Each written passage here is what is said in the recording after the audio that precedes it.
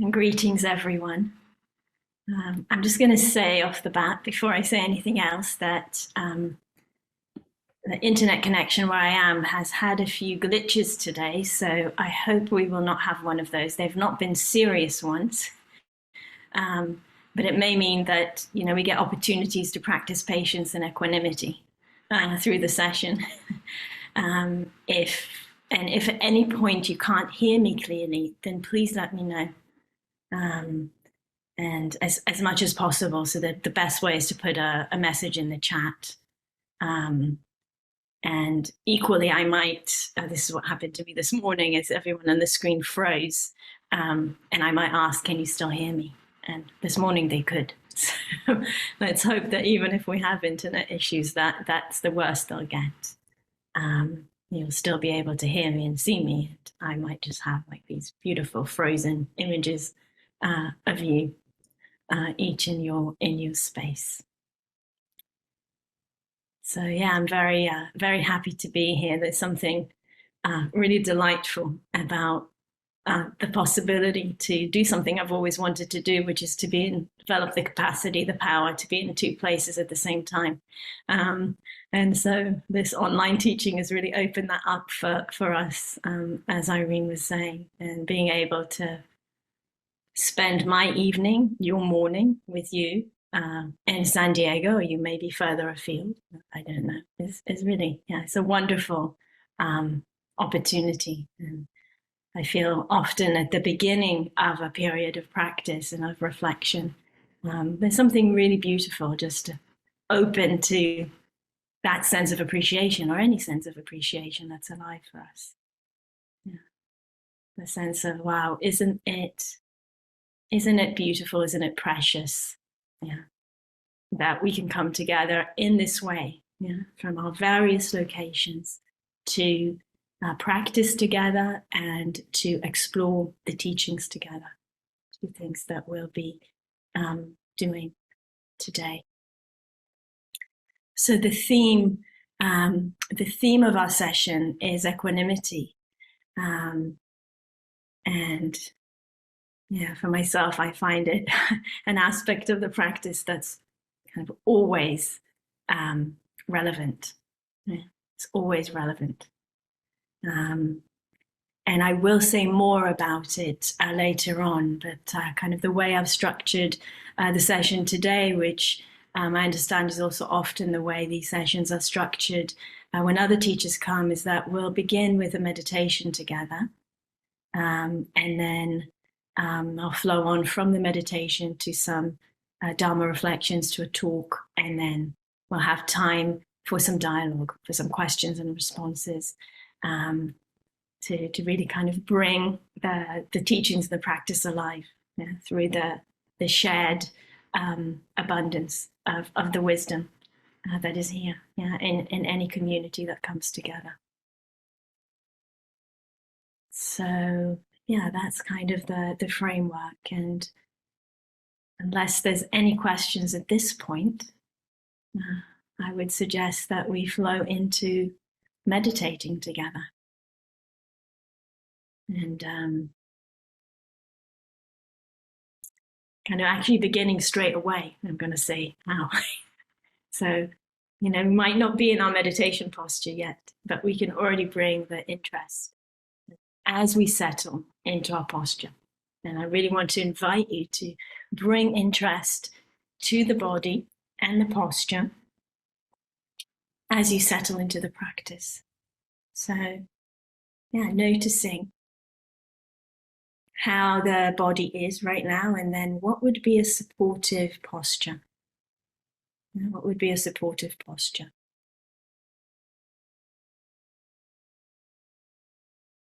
And making any adjustments that are needed so that the body is as supported, stable, steady, and balanced as possible.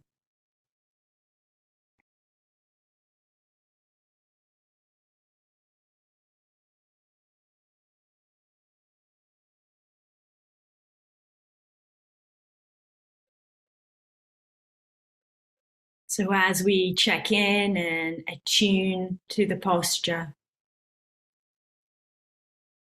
in the body, already in the process of bringing awareness, attentiveness to meet their body experience.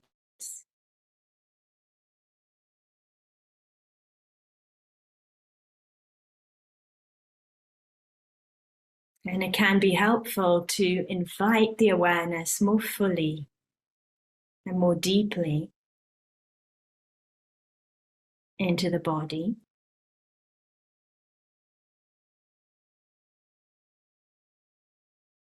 In particular, bringing awareness to the sensations of contact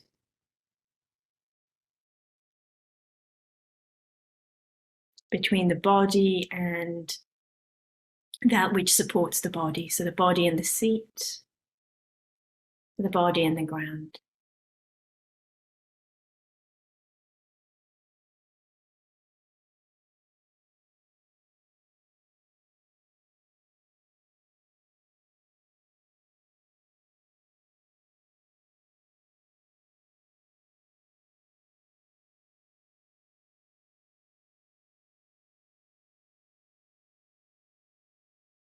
So we're tuning in to the sensations of contact as we do that, awareness gathering and collecting into the body.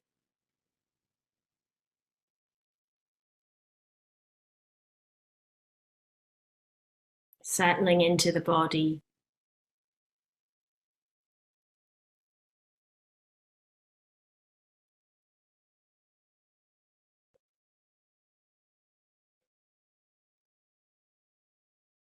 We might feel ourselves sitting a little bit more fully, taking our seat more fully.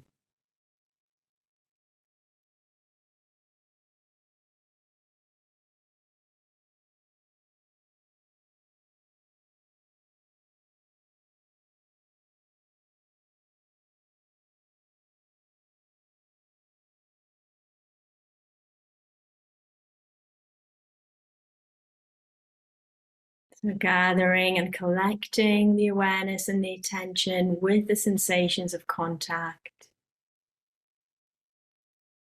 Feeling the body resting into the support, into the contact of seat, of ground.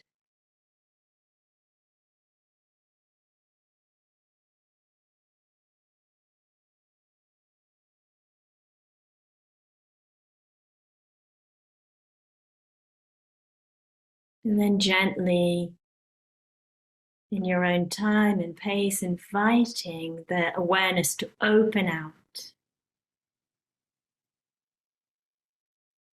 from that gatheredness in the immediacy of the contact sensations. The awareness opening into more and more of the body space. Expanding into more and more of the body space.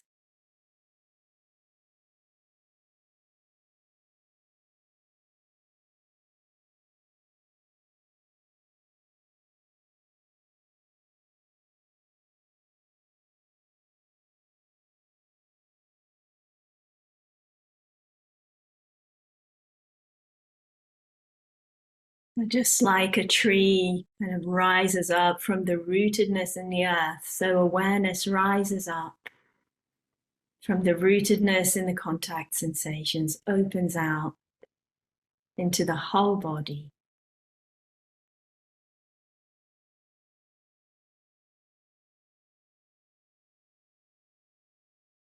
Having a sense of the whole body.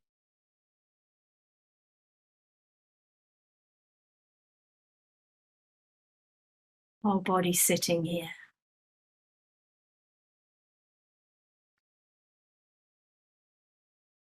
Whole body filled with awareness.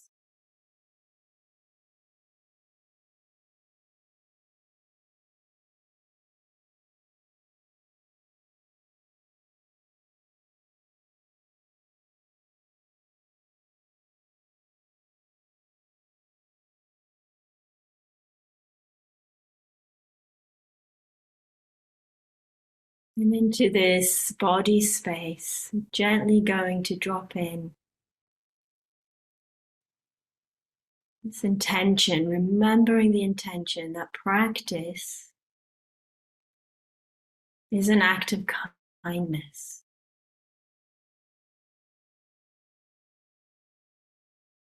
The awareness is wide through the body, and we're remembering, bringing to mind and heart. Practice as an act of kindness.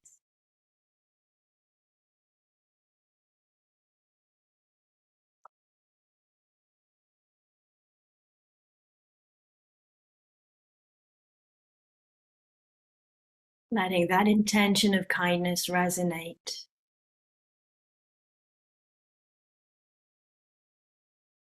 through the field of awareness in the body.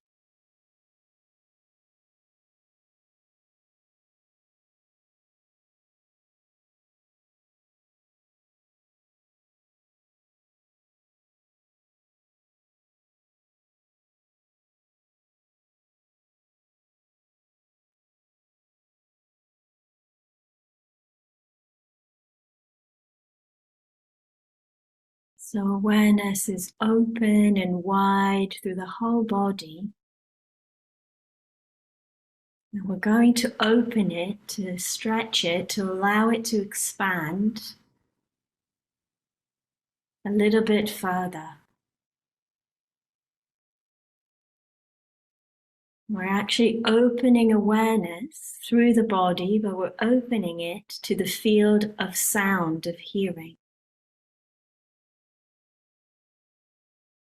And as we open to the sounds arising in our environment, perhaps notice the awareness opening out to include the sounds that we hear, to receive the sounds that we hear in awareness.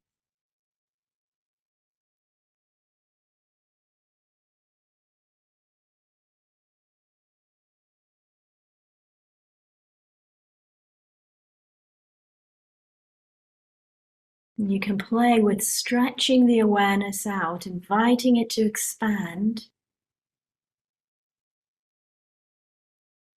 to the furthest sounds that you can hear, to further sounds. And so we're doing this with a lot of gentleness. We're not trying to reach out to grab the sound. We're receiving the sound and we're opening with curiosity, letting the awareness expand and grow.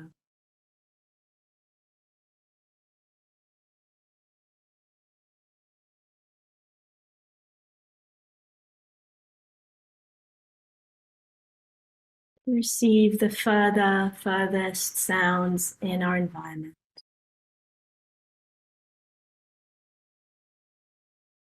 It's a very light touch of awareness when we receive sounds. We're just opening to the sound appearing, arising.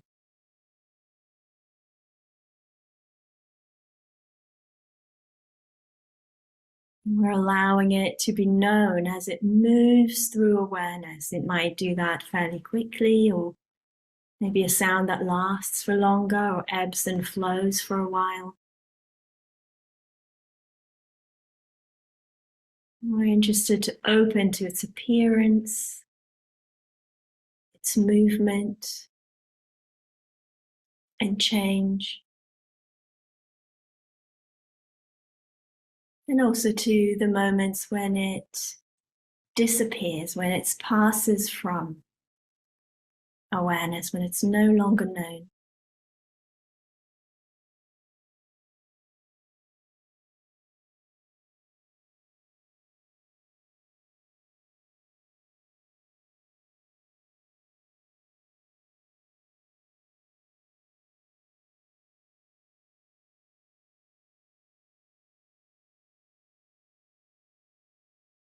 So this will be our practice.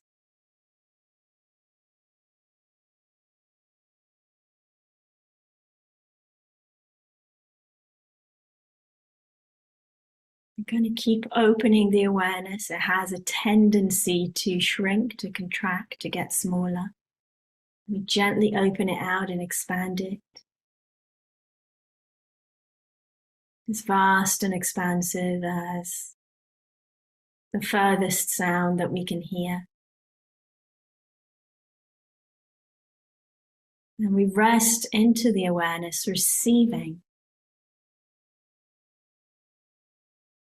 the appearance, the movement and change, and the passing away of sound over and over again. We're not trying to catch every sound.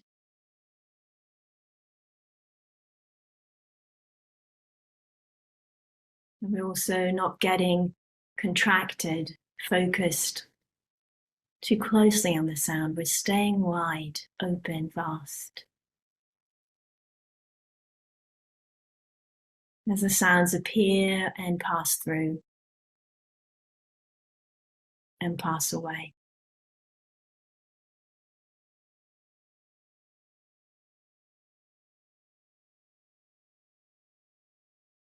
So let's give some time for each of us to explore this in silence, in your own way.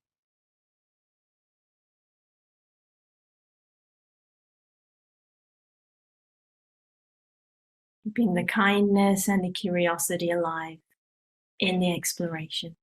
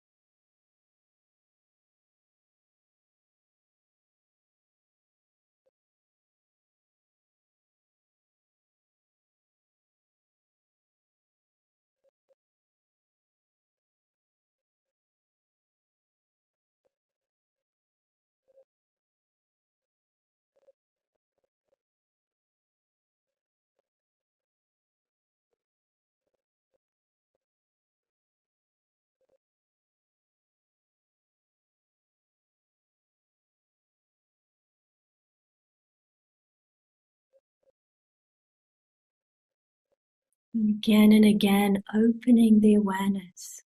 We'll have this tendency to shrink, to get smaller, particularly around distractions, but even just in itself. And we gently open it, expand it, invite it to be vast and spacious. Opening awareness to the furthest sound.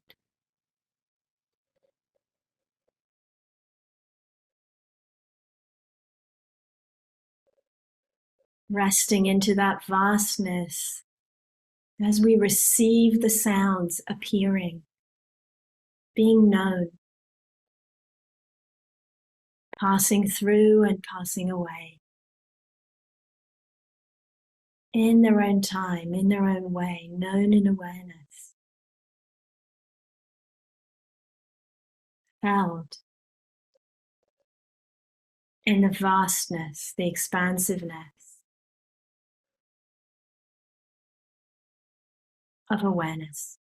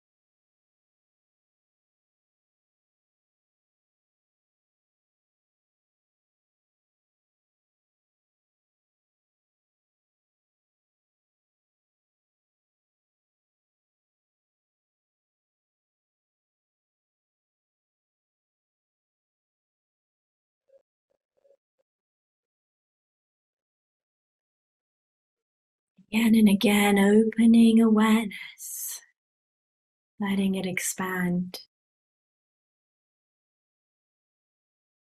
feeling its vastness, and resting into that vastness. That vastness, receiving sound without particular preference. Whether sound is pleasant or unpleasant.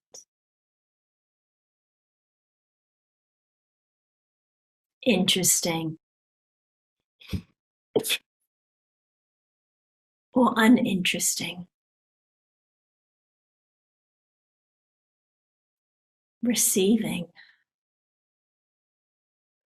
the sound in its movement, in its appearance and disappearance.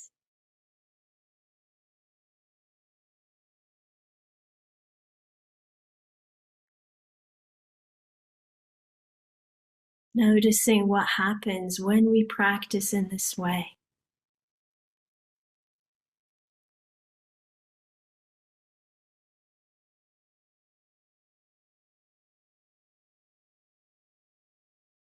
When we practice resting into a vast awareness, into receptivity.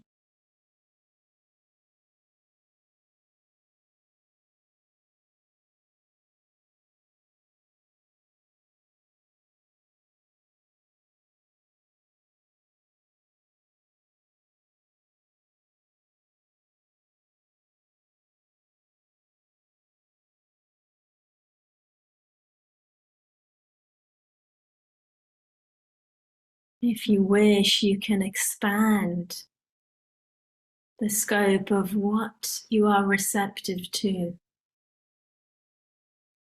So as well as sound, including the flow and the movement of the breath, perhaps, or of body sensations, all appearing in awareness, all being known in awareness, all changing and moving through awareness, and eventually departing from awareness.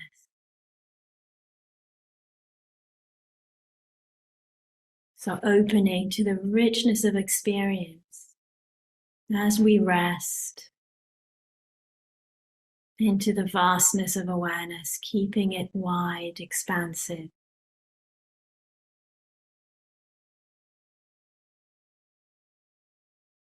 Receptive. Letting phenomena flow through without getting hooked into preference.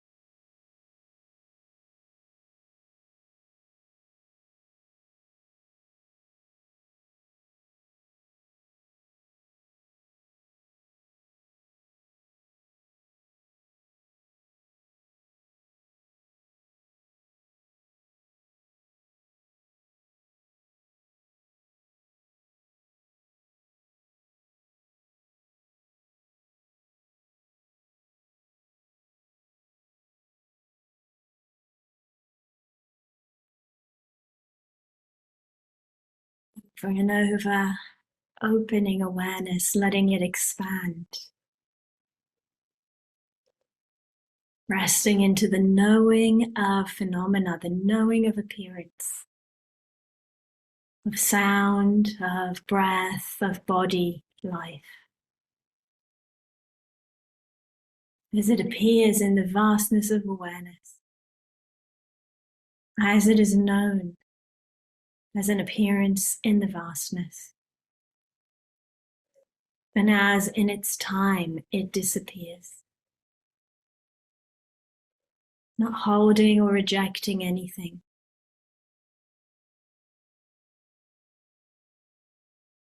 Resting into the vastness, into the knowing of experience arising and passing. If you're steady with the practice, you can include thoughts and emotions also. Seeing them too as phenomena appearing in awareness, known in awareness, moving through the vastness of awareness.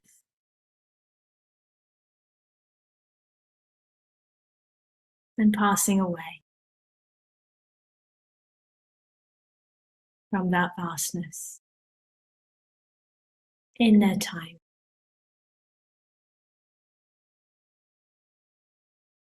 Resting into awareness, into the knowing and receiving of experience of phenomena. Over and over again.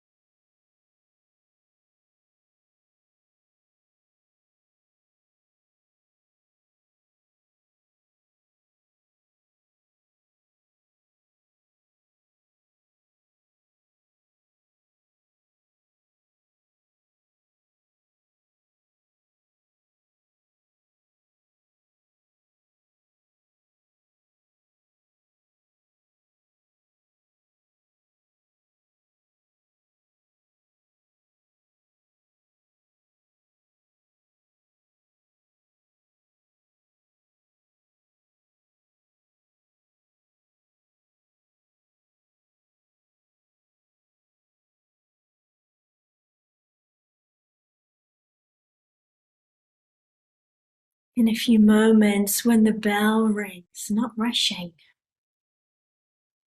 but hearing that sound also as a phenomena arising in awareness. And when it's time to open the eyes or move the body, then also keeping that thread of awareness and attention going. seeing if we can keep the space of awareness wide and the intention of kindness, of curiosity, and of non-preference, present and alive.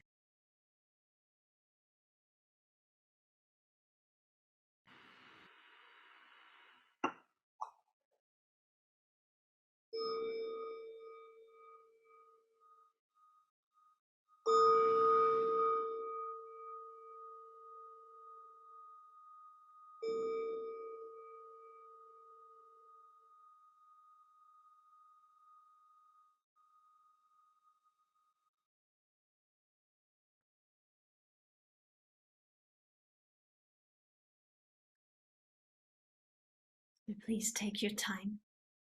It's never a rush to come out of meditation.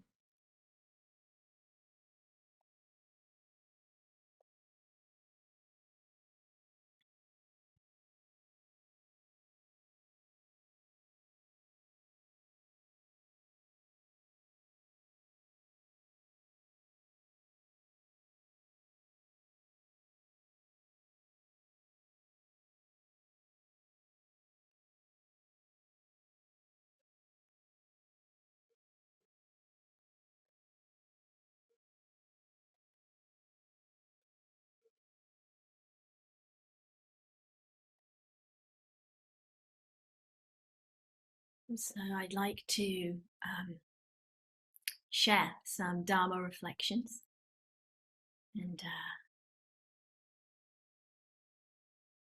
remind of the invitation if you can't hear me, either because of the sound or because of the internet, please let me know.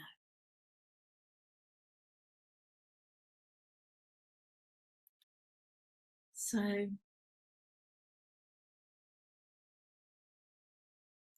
Dharma teachings invite us to reflect on our lives, actually, to look at our human experience, to reflect on it, to increase our understanding of it, both personally of our own experience, but from that, also the understanding of the human condition that we all share.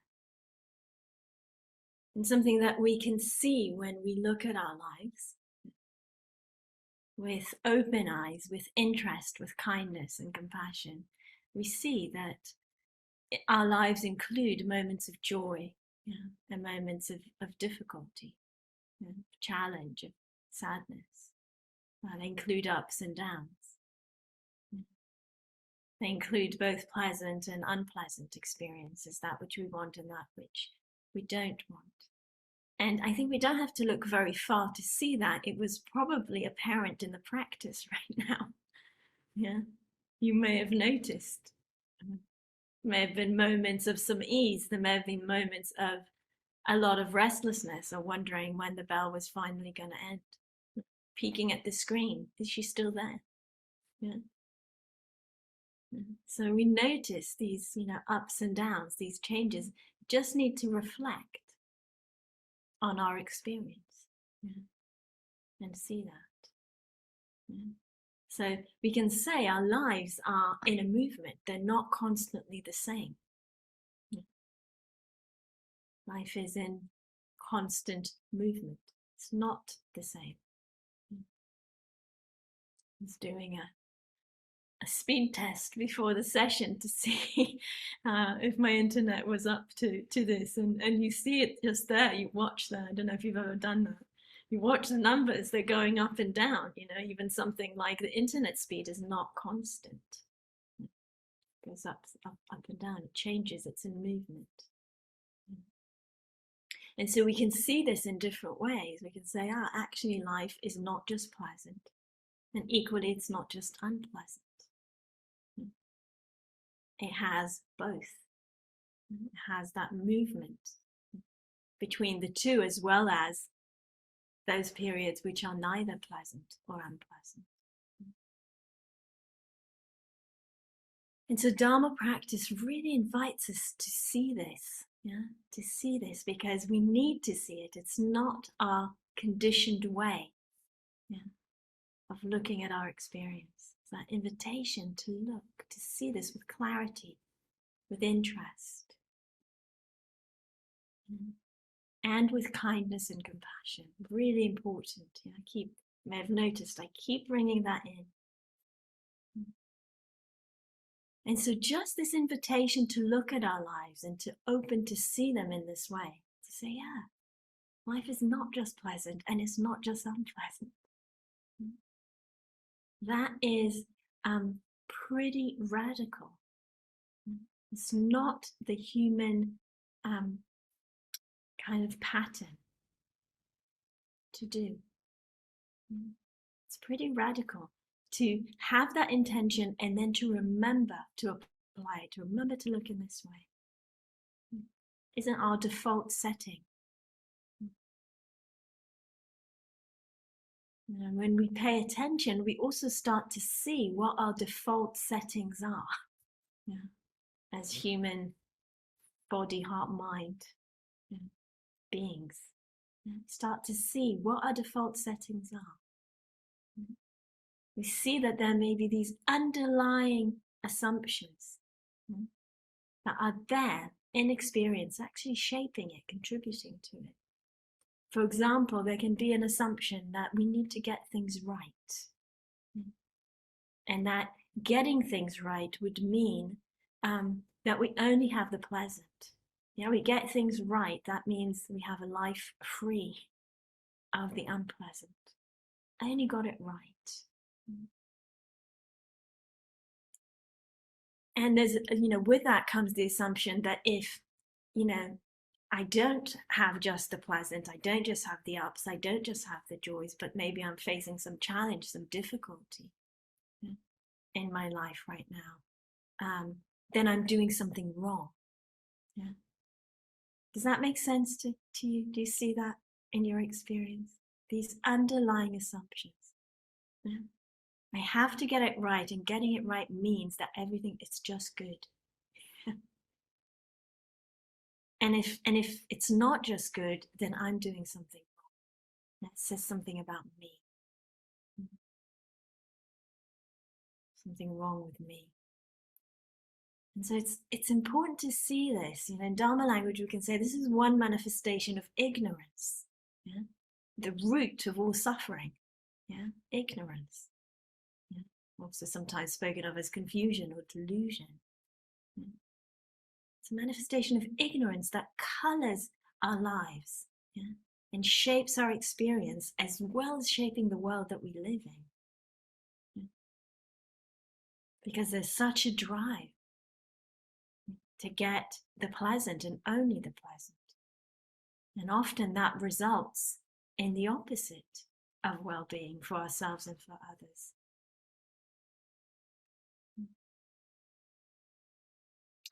So this is like I often find, Dharma practice and teachings that they're so beautiful, because you start looking and then something is revealed. You start seeing things and then you look more and more is revealed. So we uncover one layer of ignorance. And then we keep looking and we uncover more. So when we open to this, when we say, these underlying assumptions, these layers of ignorance that say, life should only have the pleasant, the good, the ups, the joys, only that, not the other.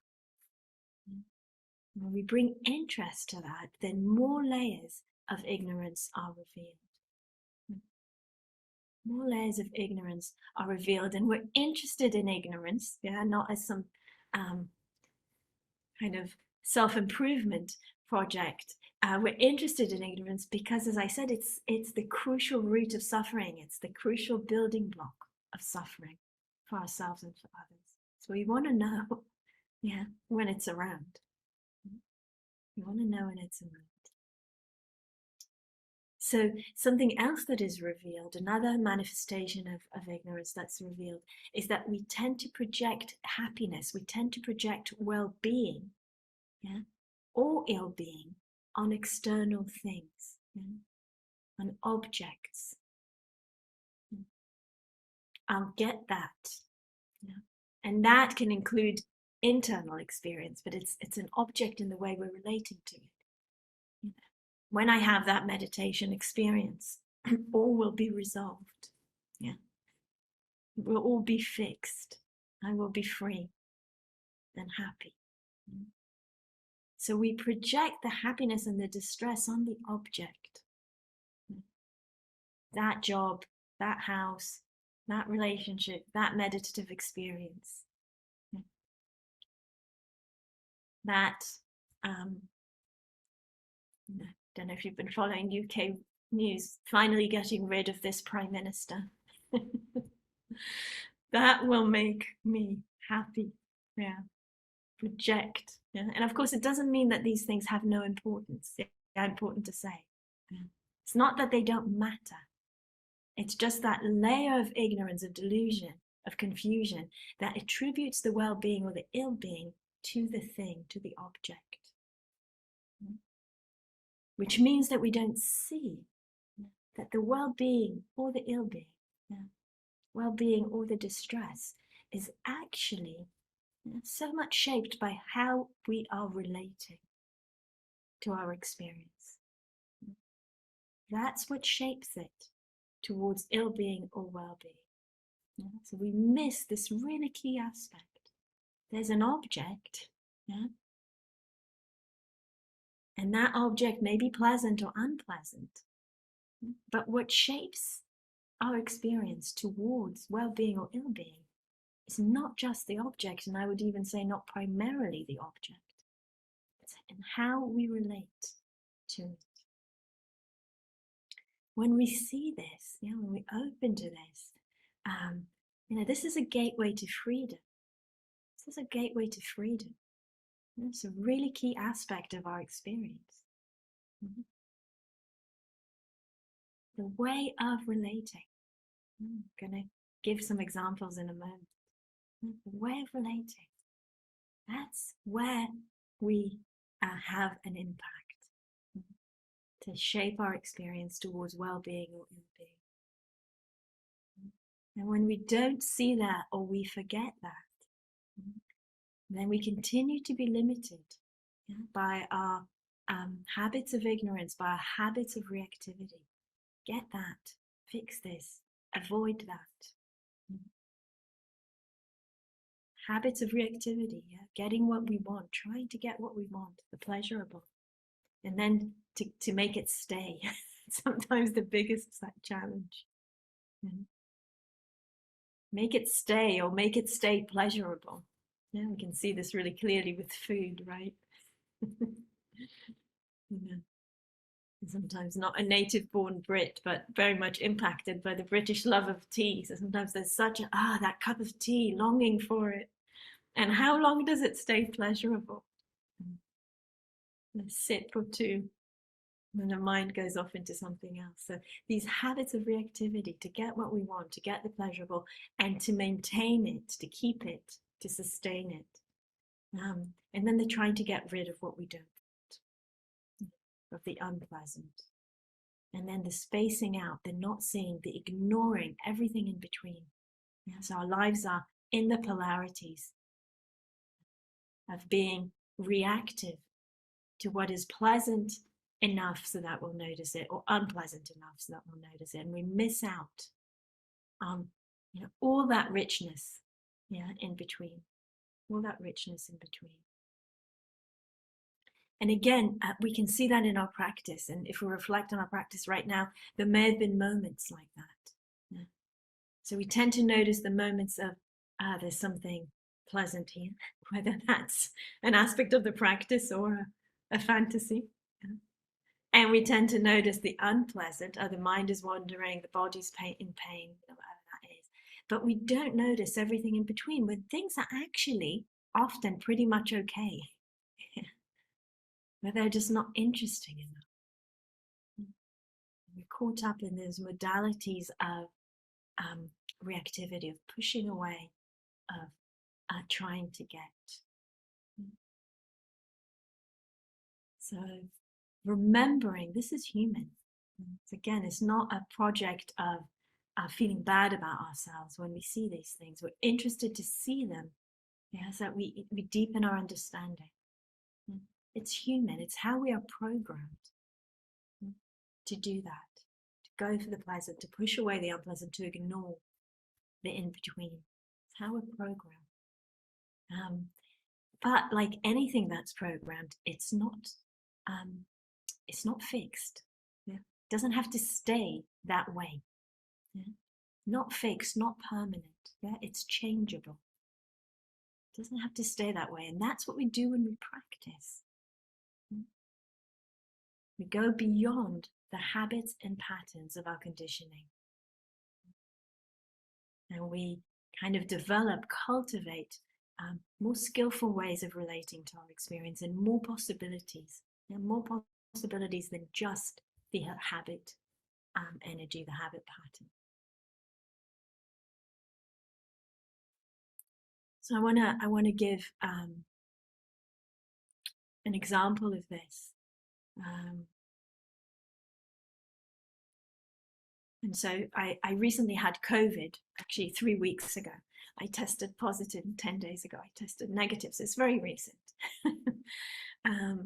And I would say that was definitely on the unpleasant range of experience. Yeah. It wasn't terrible, but it was definitely on the unpleasant range. And I find it really interesting when things like that appear, because it gives me a good opportunity to see where my practice is. And to see, okay, here's the unpleasant. There's fever, there's a cough, there's this head cold, there's a headache, it's a really runny nose. It's, not pleasant, definitely on the unpleasant. And yet, here's the interesting thing: unpleasant, but not, suffering. That is, that's where our practice is going. Yeah? Something can be unpleasant, but it does not mean we have to suffer. Yeah? And again, depends on the degree. not kind of telling anyone that something's wrong with it if there is suffering to do with physical unpleasantness. But in this case, seeing it very clearly, it's unpleasant, but the unpleasant remains just unpleasant. There isn't a build-up of ill-being, because there isn't a build-up of reactivity. There isn't a build-up of, I don't want this, I need to get rid of this, why is this not going away already? And so this is really the power for me of the practice, because for sure this wouldn't have been the case 25 years ago, or probably not even 10. It would have been a lot more struggle. The unpleasantness in the body with having to stay in one room for all that time. Everything that kind of gets added on to it. So that was one interesting thing. The unpleasant, just stays unpleasant. It doesn't escalate into more than that. And I don't know if kind of, I'm sure many of you have had these kind of experiences, the degree of freedom in that and relief when the unpleasant just stays unpleasant. It doesn't become more of a built-up experience. It doesn't take over. And the interesting thing is, when that happens, the pleasant becomes more available and supportive, because if the unpleasant doesn't build up into suffering, there's more space, there's more possibility. And so again, practice, the practice of noticing the pleasant. So it could be a headache, and there can also still be some pleasant feelings, sensations, even in the body, let alone a sense of gratitude and appreciation for everything there that's kind of making my experience really okay. So the unpleasant can remain unpleasant, not escalate. Well, the pleasant can be available, and again, without grasping.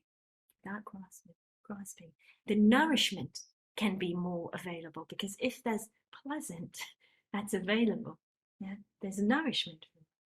Yeah? So we can see how the two support each other.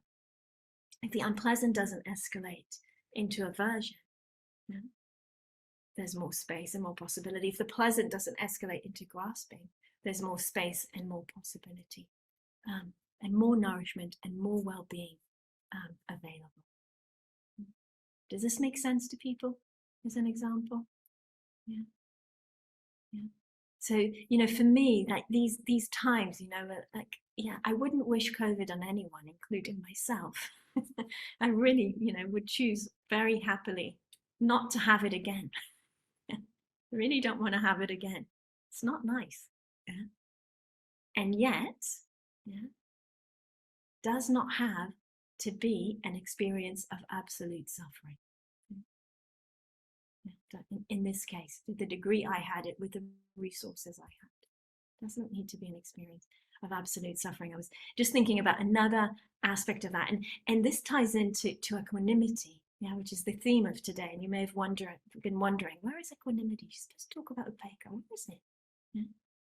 So we have been talking about it, laying the grounds without kind of speaking directly, but this really relates to Uppekha, you know, that sense of steadiness, of inner balance that can support us to not get triggered into the habits of reactivity.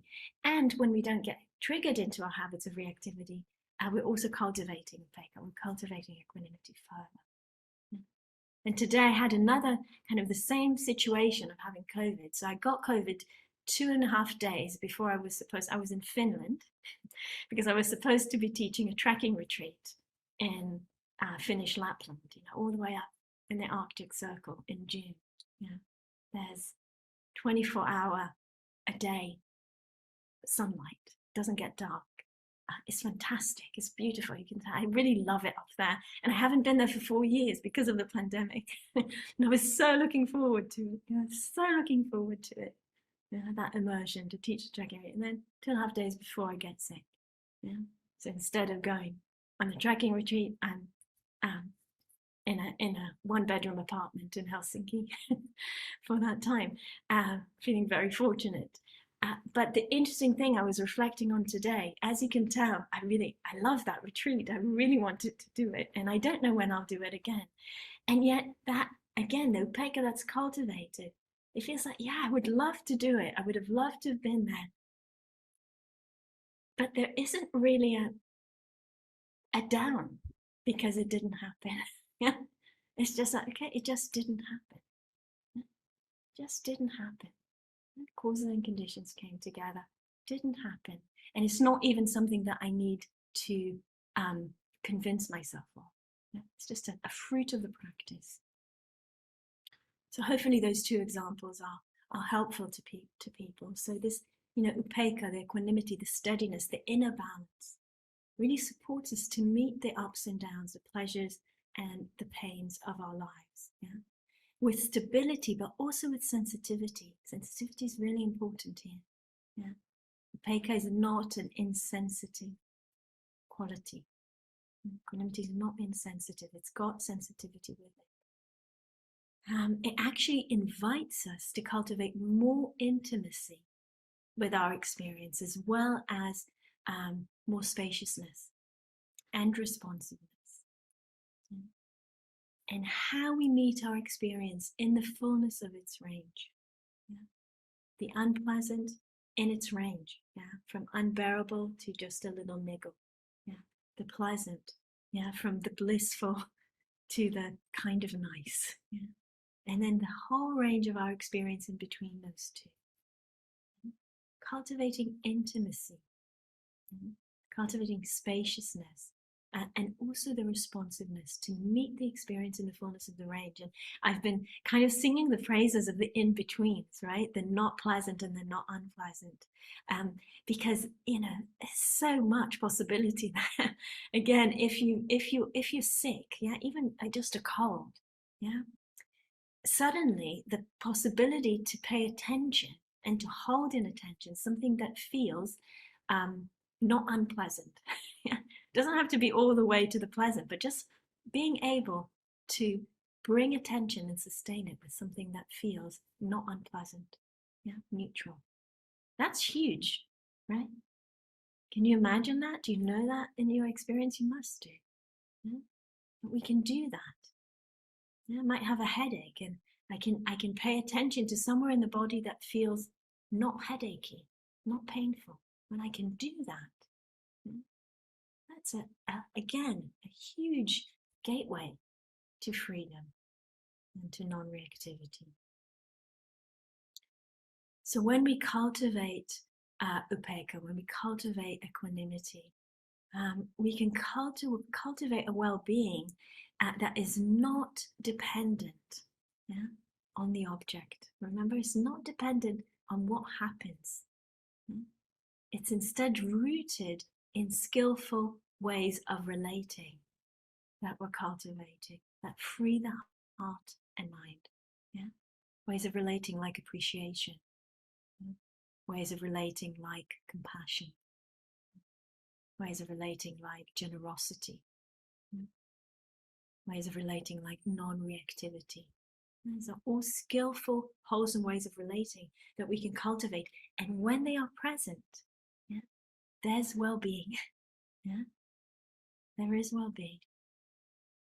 So this kind of well-being that is not dependent on the object in experience. It's not dependent on what happens and what arises, but it's much more rooted in the internal way of relating to the experience that is shaping it.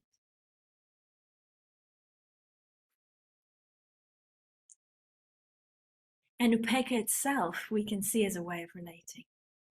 Upekkha itself, we can see as a way of relating. It's a wonderful way of relating to experience. To just say, I'm just, sometimes I have these images of just holding this in an open hand. Whatever this is that's coming up now, this argument with a family member, or, this difficult body experience, or not getting something that I really deeply wish for, whatever it is, the state of our world, and holding that in a sense of vastness, of spaciousness, and of possibility, not limiting with reactivity. And non-reactivity itself can be a wonderful way of relating to our experience, and it's a manifestation of wisdom. I spoke at the beginning of the talk about kind of as we practice and we look at our experience, we start to see how ignorance manifests. But as we cultivate skillful ways of relating, we begin to see how wisdom, the opposite of ignorance, how that comes through. So manifestation of wisdom, because we remember, whether spontaneously, the remembering just comes because we've practiced it, or intentionally we bring to mind the remembrance that the ill-being and the well-being in experience are in the way of relating. They're not just in the thing itself. Remembering that it's possible to stay grounded and steady even when life is pretty stormy, even when there's a lot to deal with. Remembering that there's a possibility to stay alive and sensitive with our experience, with the events in our lives and in our world.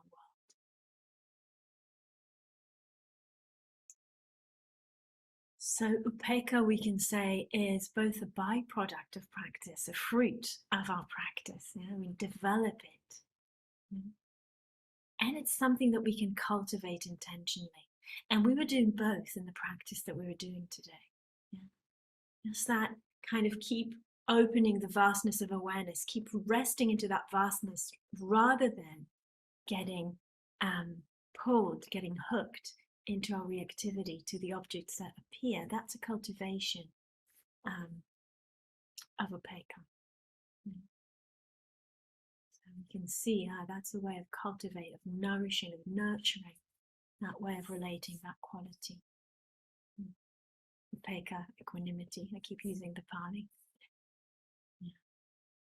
Steadiness, balance, stability.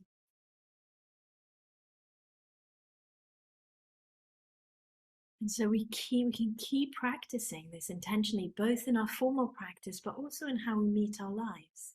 So our practice is not limited to what happens on the meditation seat or the meditation path. If you do walking practice, you can keep having this intention to meet experience with kindness and interest. And maybe you've already noticed what happens just when we meet experience with kindness and interest. There's such a good antidote to reactivity. A really good antidote. We're interested in something. It's difficult to get pulled into reactivity. If there's kindness and compassion, it's difficult for reactivity to build up. You can keep coming back to these intentions to meet experience with kindness and interest, to explore possibilities, to let go of reactivity over and over again. Sometimes, as we know in our practice, we just let go for a moment, right? We're caught up in something and we let go. We come back to the object and it builds up again. Yeah. So we just let go for a moment, but that moment is significant. Then we see it building up again, reactivity. And we let go again. And every moment of that letting go is a building up of that equanimity muscle in our being. So over and over, we meet experience. We have the interest to meet experience with interest and kindness, to explore possibilities of response, to let go of reactivity, and to attend to experience skillfully. This is something the Buddha spoke of a lot.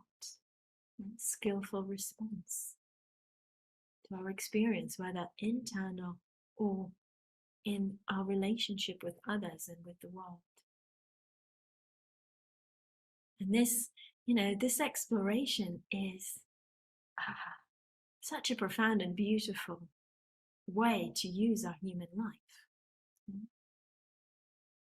It does something to our own experience, and I think we're all here because we have a sense of that.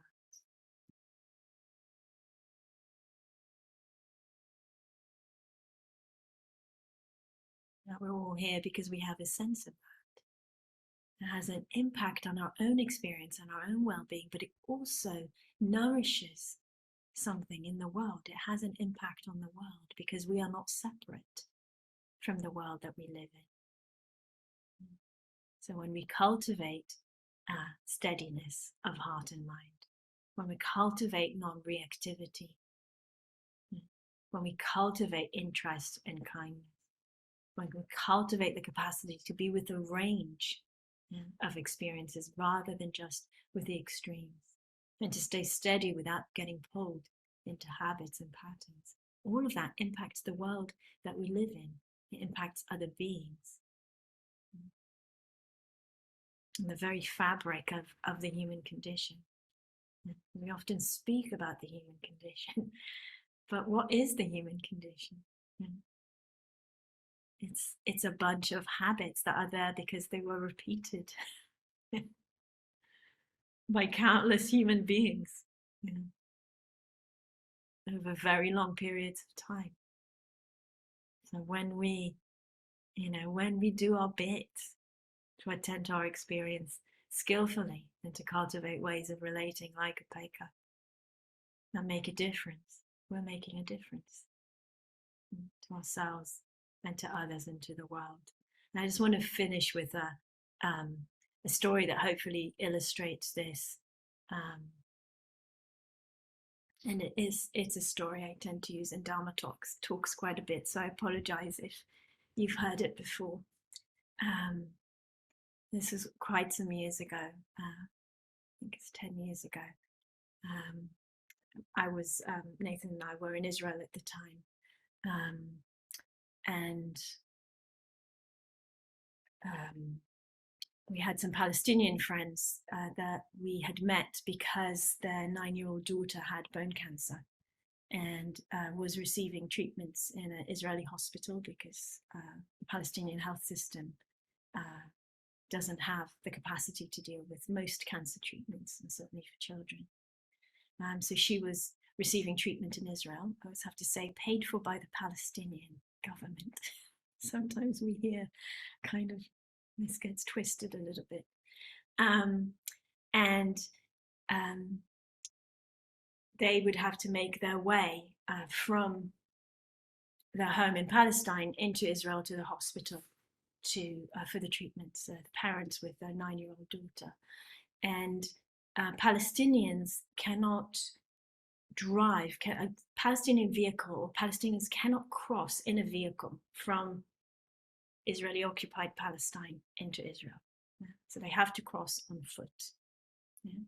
And they have to do that in a checkpoint, through a checkpoint. And there's checkpoints for Palestinians, which are different to the checkpoints for Israelis. And what it means to cross a Palestinian checkpoint is that you're crossing with quite a few other people. So this can take a very long time. So after a few times where my friend Maruf had to carry his 9-year-old daughter in his arms because she was too weak to walk. She had had an operation and was undergoing chemotherapy, sometimes for an hour, 2 hours through the checkpoint, to get to the other side where Israeli friends could pick them up and take them to the hospital. One of the human rights organizations that we work with managed to get special permission for the family so that they would be able to cross the checkpoint in an Israeli checkpoint. So what this would mean was that one of their family members could drive them up to the checkpoint. We still couldn't go and get them. They couldn't pass in an Israeli car. So, one of their family members could drive them up to the checkpoint, and then the Israeli car could come right next to the Palestinian car, and then they would move from one to the other. Yeah. And there's a gate that needs to be unlocked in order to make this possible. Okay, so this is the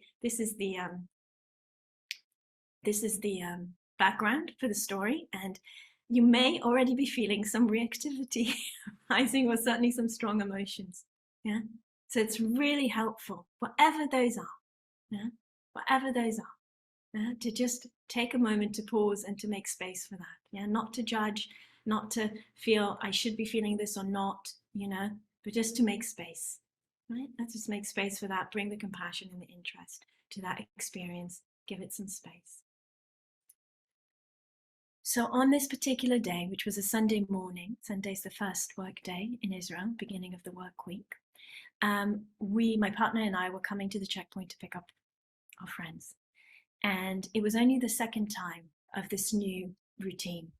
And so we arrived early, because we knew a gate needed to be unlocked. So we knew there might be a procedure. Yeah, so even though it was all coordinated with the Israeli military, sometimes the information doesn't go from the central command to the actual soldiers that are there on the spot.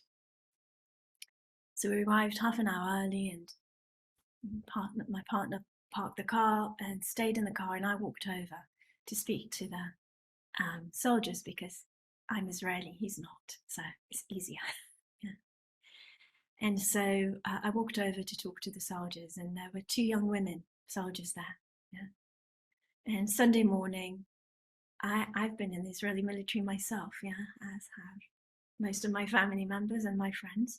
I know the routine. If they're there on a Sunday morning, they haven't gone home for the weekend. They're not going to be in a good mood. Yeah, understandably. Young, 19 years old. So I walk over to them and I explain what I'm there to do. And I ask them, do you know if you received any information about this? And they say, no. Yeah. And I ask them, are you able to phone your command, the central command, to check with them? Because I know, that all the information has gone through. We've just checked this morning. So are you able to make that phone call? And the whole body language. I've got a few nieces and nephews now at that age. The body language of a disinterested teenager. Any of you know it. It's like, just don't care. Yeah. And the body language is like that. And I say, I just repeat the request. Yeah. And in that interaction, my attention is turned internally. Yeah. Not just externally, right? Here's the practice. What's going on inside? And when I meet their disinterest, I can feel the walls being built up inside me. Yeah, I can feel my own aversion, my anger, my ill will, even. Yeah, and really, it feels like a wall being built up inside, separating me from these two 19-year-old young women. Yeah, I can feel it being built up. And here's the practice again. So I feel that. I also know what my intention is. Yeah. My intention, both in life, in practice, and in being there. Yeah? My intention is not just about getting my friends to the hospital. Right? My intention is to transform, yeah, transform the causes of the suffering, yeah, that is unfolding right here and now. Yeah? So I know my intention. Right? And I feel that wall being built up, and I look around, and this is the moment that I remember so clearly. I look around. This is a checkpoint. Yeah. There's plenty of walls. Yeah. There's plenty of barbed wire. Yeah. There's plenty of guns. There's plenty of gates. Mm. It's rooted in separation. It's rooted in ignorance. It's rooted in ill will. Yeah. And I have this clear voice in my head that says, I will not build more walls. Yeah. I will not build more walls. Feel it building up. I will not build more walls. Yeah. And it's the equanimity, the Uppekha, that allows all of that seeing, because it's not easy, yeah, to see that. It's not easy to see the walls building up. It's not easy to see the situation. It's not easy to see the disinterest of another. Yeah. And so the Uppekha is what holds all of it in that moment. And so as that clarity, yeah, that wisdom comes through, I will not build more walls. Those walls inside me crumble. Yeah. And I can ask those soldiers again, can you please make this phone call? Yeah. At that moment, a vehicle arrived with more soldiers. Probably, I don't know if it's true or not. They may have been home for the weekend. I don't know. They came over, they were in a better mood. Yeah. And they took over the whole thing. The two original soldiers, I'll just say, we had another interaction which was really interesting. They turned to me and they said, it's okay, someone's taking care of this now. You can go back to your car and wait there. And they meant it kindly. There wasn't they weren't pushing me away. But it gave me an opportunity just to turn to them and say, no, this is really important to me. Yeah? This really matters to me. Yeah? I want to stay here, yeah, until you have the response. So the opportunity to be in alignment with our deepest intentions, the opportunity not to act from the walls, yeah, that separate us, and from what is kind of the opposite of our intentions or my intentions. The possibility to express to another what matters, yeah, in a way that isn't judging of them, yeah, that isn't kind of creating disconnection. And I stood there for a while they were sorting out. I also ended up having to make some phone calls. Eventually, the communication kind of met. And we were able to then drive our car to the gate where our friends were going to come. And just to finish off the story, when the Palestinian car arrived, one of the soldiers ran to the gate to open it. Yeah. Yeah, ran to the gate to open it. And he opened the gate and stood there and watched as the father carried his daughter from her uncle's car to our car, and then very lovingly, made her as comfortable as he could. And then once the father had done that, he did what every Palestinian person is required to do when they're faced with an Israeli soldier. He started pulling out his identity document, yeah, and his permit to show to the soldier who is meant to check them, yeah, before they let them in to Israel. And the soldier turned to the father and just said, no, please, just go. Yeah. Look after your daughter. And I really hope that she recovers and is healthy. Yeah. And I often reflect on that, as well as other opportunities, where I've had the opportunity to be in these situations with the power of the practice. Yeah. And I often feel that one of the gifts that come through is the possibility not to build more walls, not to build more separation. And that has an impact on me, but it also has an impact on others. And in this particular situation, feeling like, in that moment, there was no Palestinian and there was no Israeli. There was a father caring for his ill daughter. And there was a young man that could see that and connect to his own humanity beyond the conditioning that he's subject to.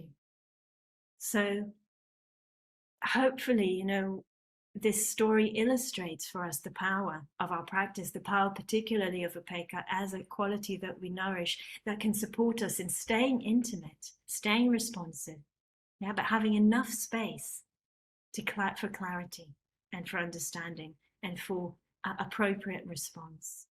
And also, hopefully, we can see that our practice never stays within the boundaries,